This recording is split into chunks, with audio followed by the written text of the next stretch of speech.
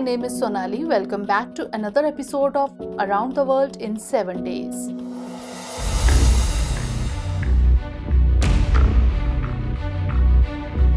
Last year, our neighboring country Sri Lanka became bankrupt.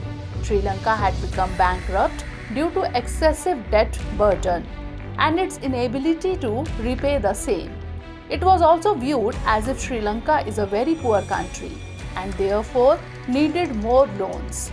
And then due to poverty, it failed to repay the loans and eventually it became bankrupt.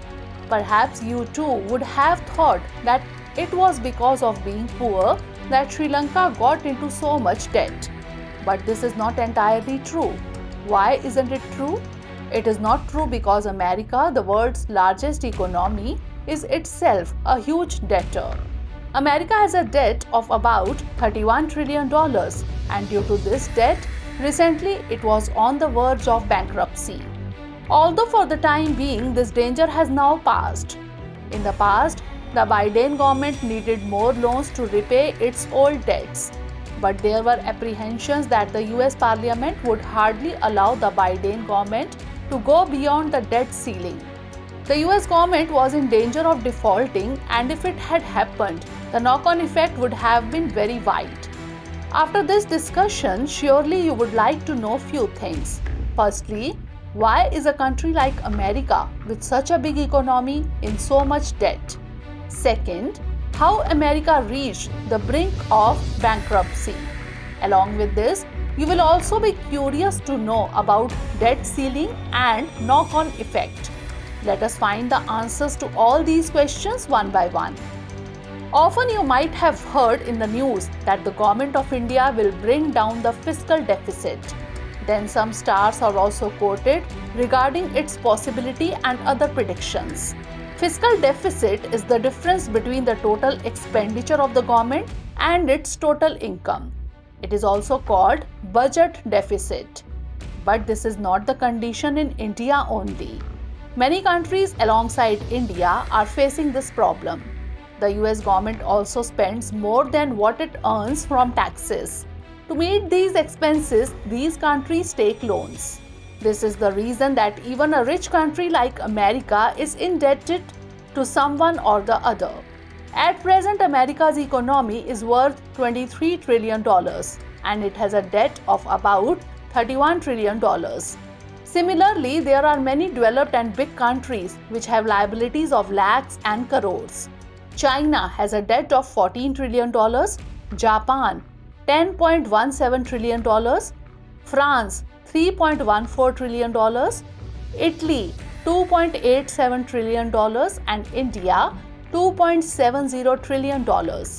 These countries take loans from international institutions to balance their budget deficit. However, now the question is how America reached the brink of a default. As we already mentioned, America has taken a debt of about $31 trillion. But the US government cannot take this loan amount at will. For this, it must take the permission of the Congress, that is, the US legislature. In other words, the extent to which the US government can borrow is decided by its legislature. This amount is called debt ceiling. Looking at the condition of the economy, the US Congress keeps changing the debt limit. But this time, when Biden proposed increasing the debt limit, the opposition MPs of the US Congress opposed it. Not just this, the opposition Republican MPs also put several conditions in exchange of approving the proposal. The condition of the Republican MPs was that the government could not spend so much money for a long time. They demanded cuts in education and other special programs. But the problem here is that there are presidential elections in America next year. Thus, elections being so close, Biden does not want to be unpopular by cutting on welfare schemes. Cutting welfare spending just before the election could be fatal for Biden's Democratic Party. The interesting thing here is that the Republican Party has a majority in the House of Representatives, which is the lower house of the US Congress, while the Democratic Party has a majority in the Senate, the upper house. In such a situation, it seemed that if Biden's proposal could not get passed through both the houses of the US Parliament, America would go bankrupt. However, this did not happen and a bill to increase the debt ceiling was passed by the US Parliament. Now the question is, what if America had become a defaulter? What would have been its impact on the world?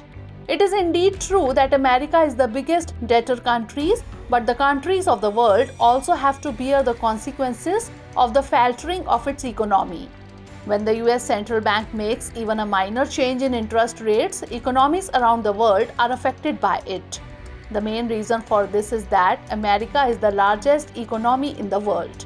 When such a large economy gets even the slightest tremor, its effects are felt all over the world. Due to recession in America's economy, the demand in America will decrease. That means exports of other countries to America will be affected. This effect on the world is called the knock-on effect.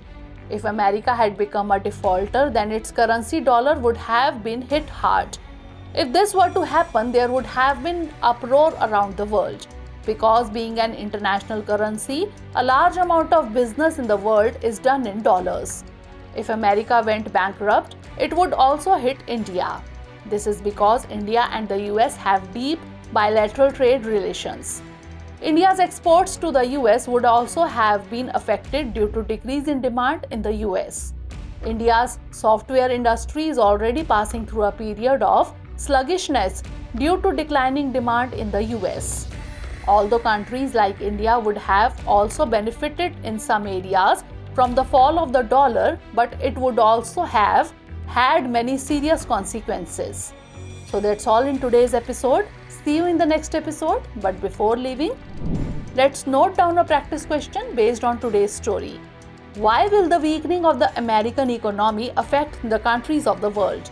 Critically examine.